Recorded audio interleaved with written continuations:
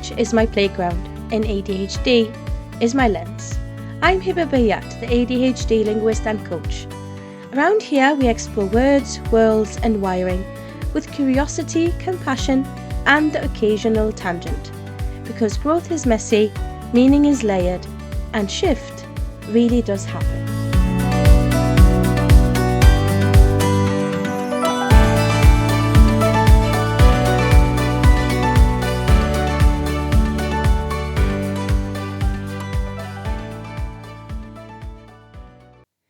Hello and welcome back to the ADHD Linguist.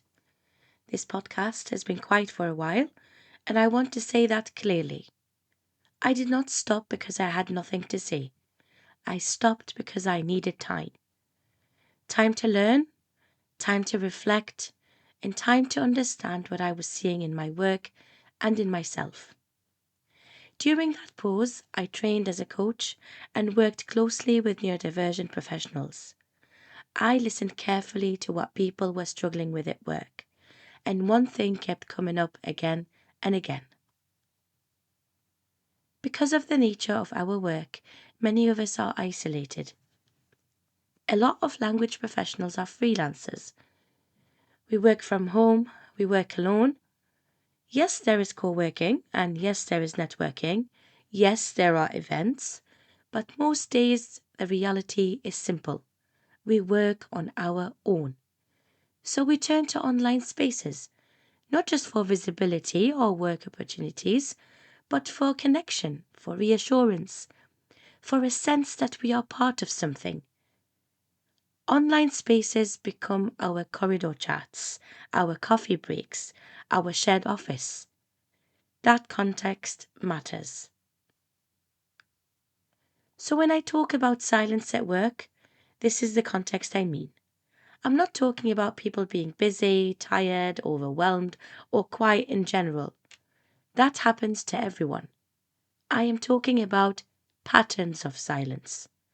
Situations where people are clearly active online, so they post, they comment, they engage with others, but they are repeatedly silent towards the same person over time. This episode is about what that kind of silence can do. When this kind of silence keeps happening, it can start to affect how you see yourself. You might start thinking, did I do something wrong? Am I not welcome here? Am I misreading things?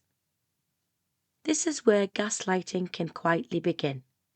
Not shouting, not insults, quiet gaslighting. Patterns that make you doubt your judgment, your memory, or your understanding of what is happening. Once doubt is there, imposter syndrome often follows. That voice that says, maybe I'm not good enough. Maybe I do not really belong.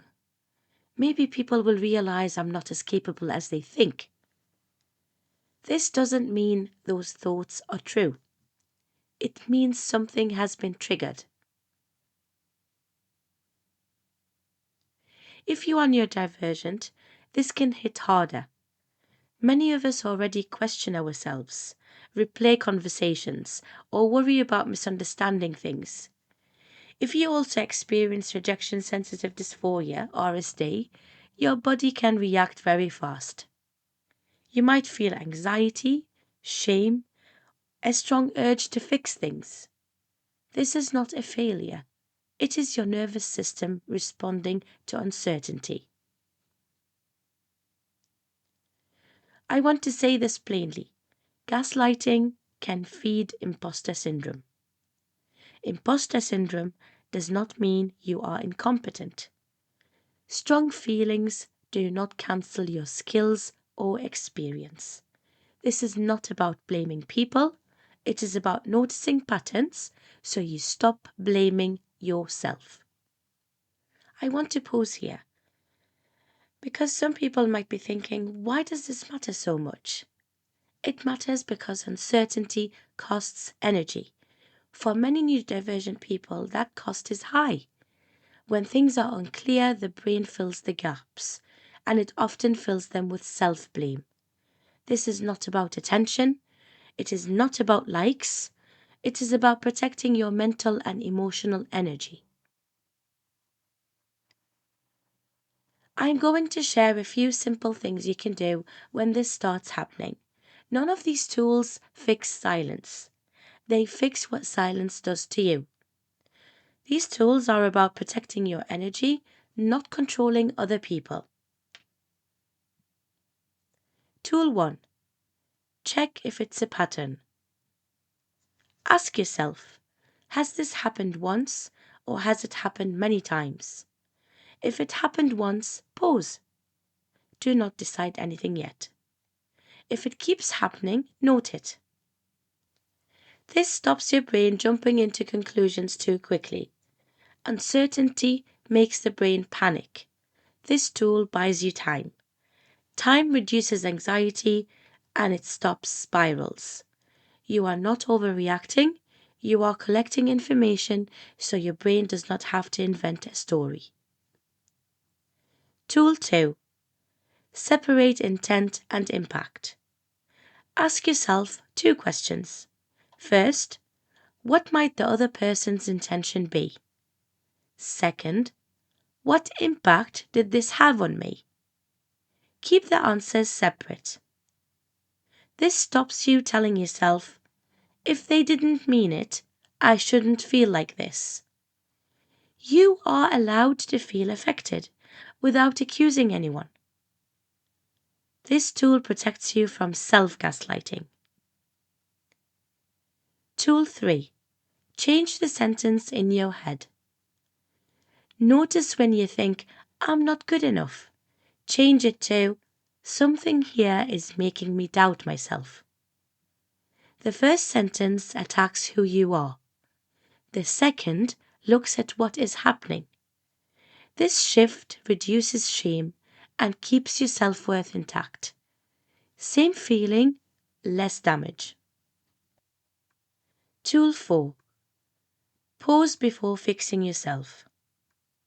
When you feel the urge to explain more, apologize, work harder, post more, shrink yourself, stop for a moment and ask, am I responding to feedback or am I responding to silence? If it's silence, wait. Without this pause, many neurodivergent people overwork, over-explain, and burn out. This tool stops you reacting to something that is not actually a request. Tool 5.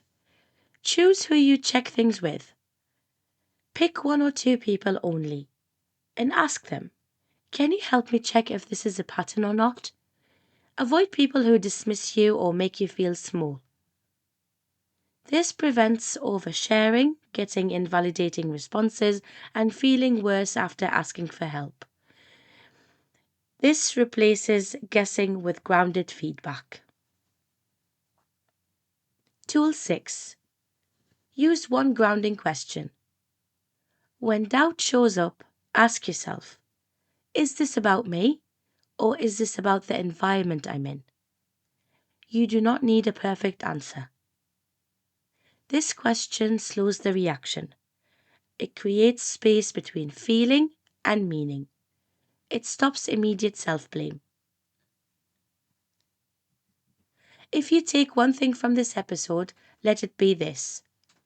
Doubt does not always mean you are wrong. Feeling unsettled doesn't mean you are unprofessional. Sometimes the problem isn't you. It is the situation you are in. Thank you for listening. I'm really glad you are here. You've been listening to the ADHD Linguist, where words, worlds and wiring meet. I'm Hiba Bayat, and I hope this episode left you a little more curious, a little more kind to your brain, and a lot more you. Until next time, keep noticing, keep learning, and remember, shift really does happen.